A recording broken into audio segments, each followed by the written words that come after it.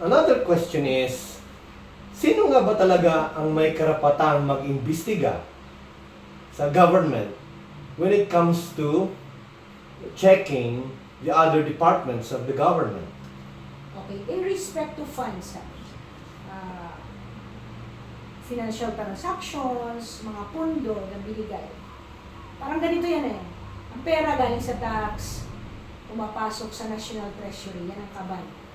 Ang National Treasury, nagre-release sa budget. Okay? Ang budget, Department of Budget, nagre-release sa mga departamento. Ngayon, nag-o-audit.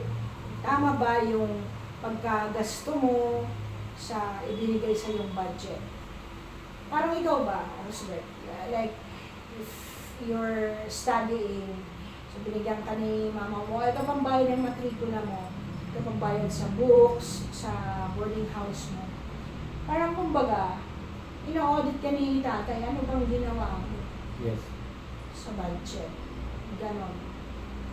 Pwede pang pagalitan ka kaagad. Hindi naman siguro. Oo. I-check muna. I-check muna.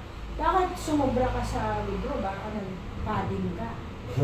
Iba yan ka ni nanay o ni tatay. Nasaan ang resibo nito? Bakit ang libro na to nasa tag 3,000? That is the same with the notice of disallowance.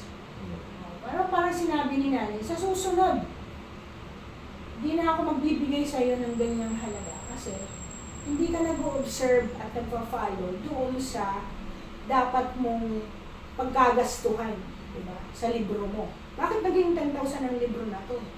Diba? Ang budget lang natin sa libro mo, 20,000. Diba? Eh, sumobra ka, naging 30,000. Diba? So, yun. Kaya, nagasto mo yung pang matrikula mo to another project.